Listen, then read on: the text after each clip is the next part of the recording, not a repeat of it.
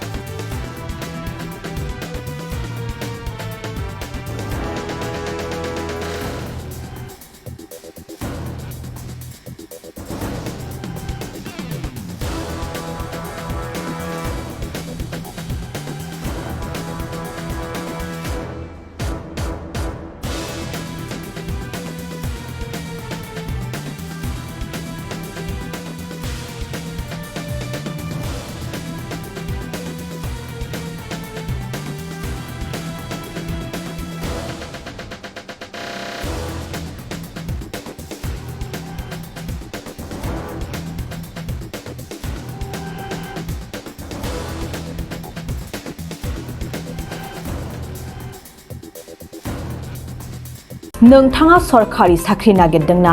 नोंथांनि थाखाय मोनसे गोजोनथाव खौरां। नोंथांनि थाखाय दं एडुकेट पइन्ट, जेराव नोंथाङा सोलोंथाइ लानायनि गेजेरजों सरखारि साख्रिनि गुबुन गुबुन रोखोमनि गोब्राब आनजादफोरखौ उथ्रिसारनो हागोन आरो गावनि आथिङाव गसंथानो हागोन। बे एडुकेट पइन्टआव नोंथांमोना SSC, bank PO, bank clerk, bank SO, UPSC, FSC, defence, railway, state insurance, AAO, ADO एसिस्टेन्टजों लोगोसे स्टेट लेभेल जब आरो माखासे सरखारि साख्रिनि आनजादाव गोनांथि जानाय आयदाफोराव सोलोंथाइ लानो हागोन। मख'नो गोनांदि बे सोलोंसालियाव साख्रिनिल' नङा, बेयाव एमबिए आरो सैनिक स्कुल बायदियाव एडमिशननि थाखाय एन्ट्रेन्स होनो थाखायबो सोलोंथाइ लानो हागोन। बे सोलोंसालियाव गाहाम थाखो खथानि सुबिदा दं आरो सम मथे नोंथांनि सोलोंथाइखौ बे सोलोंसालियाव होनाय जागोन। बेखौबो मिथिनांगोन दि बे एडुकेट पइन्टआव सोलोंथाइ लानानै बावैसो 2021-22 इं मायथाइनि एसएससि जिडिनि आनजादाव गासै 11 सा सोलोंसाफोरा उथ्रिसारनो हादों। बारा नङा, गासै 15,000 रांजोंनो नोंथाङा बे सोलोंसालियाव 6 दानसिम सोलोंथाइखौ लानो हागोन। बे सोलोंसालिया क'क्राझार, बरपेटा रड, गवालपारा आरो बङाइगावआवबो दं। क'क्राझाराव सोलोंथाइ लानो गोसो गुदुं जानाय सुबुंफोरा 700-226-133 9101 536360 700-226-133 9101 536360